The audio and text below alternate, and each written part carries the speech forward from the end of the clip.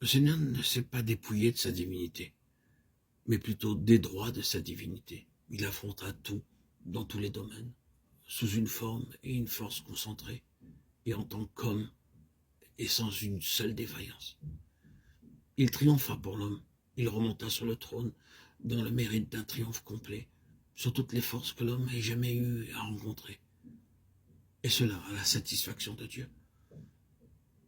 Pouvons-nous penser qu'après tout cela, Dieu puisse négliger son Fils et tout ce qu'il a accompli pour l'homme et dire « Faites simplement de votre mieux et cela me satisfera ». Oh, quel aveuglement à l'égard de Christ, à l'égard de Dieu, il y a dans ce christianisme si populaire aujourd'hui. Non, il n'y en a qu'un seul dans cet univers à l'égard duquel Dieu puisse dire de tout son cœur « En lui, j'ai mis tout mon plaisir ». Et c'est le Seigneur Jésus-Christ. Si jamais vous et moi, nous devons arriver à cette faveur, mes bien-aimés, ce sera en Jésus-Christ, et non pour en nous-mêmes.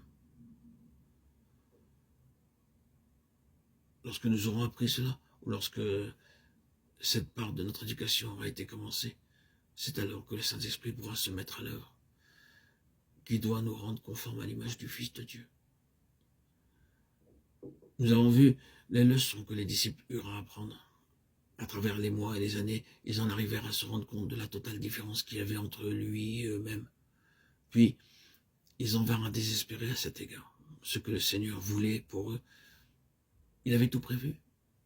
Il ne pouvait pas l'empêcher. Il ne pouvait pas les en sauver. Il devait les laisser suivre ce chemin.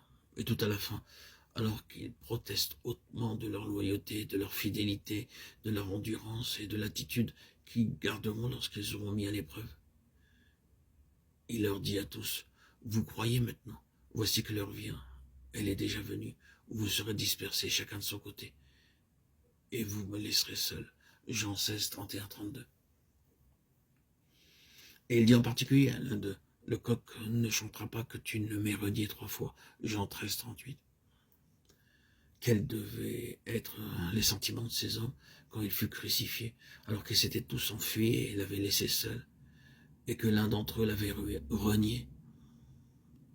Ne pensons-nous pas qu'un sombre désespoir se soit emparé de leur âme, non seulement au sujet de leurs projets, de leur attente perdue, mais à cause de ce qu'ils étaient en eux-mêmes?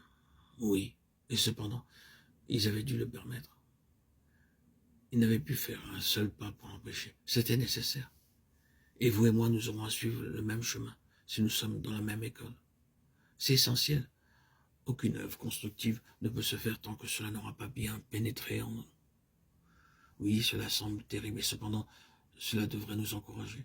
En somme, tout cela est constructif, en un certain sens. Que fait le Seigneur en moi? Il prépare un chemin pour son Fils. Il fait la place nécessaire pour me donner la plénitude de Christ. Voilà ce qu'il fait. Il l'a fait pour les disciples, la Pentecôte et ce qui suivit, ce fut sa réponse à ce qui s'était passé au jour où il avait été livré, à tout ce qui leur était arrivé. Nous dirons donc, c'est alors qu'il avait commencé son œuvre constructive. Oui, c'est alors, après la croix et la Pentecôte. Les choses commencèrent à changer intérieurement, et à partir de ce moment, nous pouvons voir Christ se manifester de manière grandissante en ces hommes. Ils auront peut-être encore un long chemin à suivre, mais nous ne pouvons manquer de voir que la fondation a été posée, que le commencement a été fait.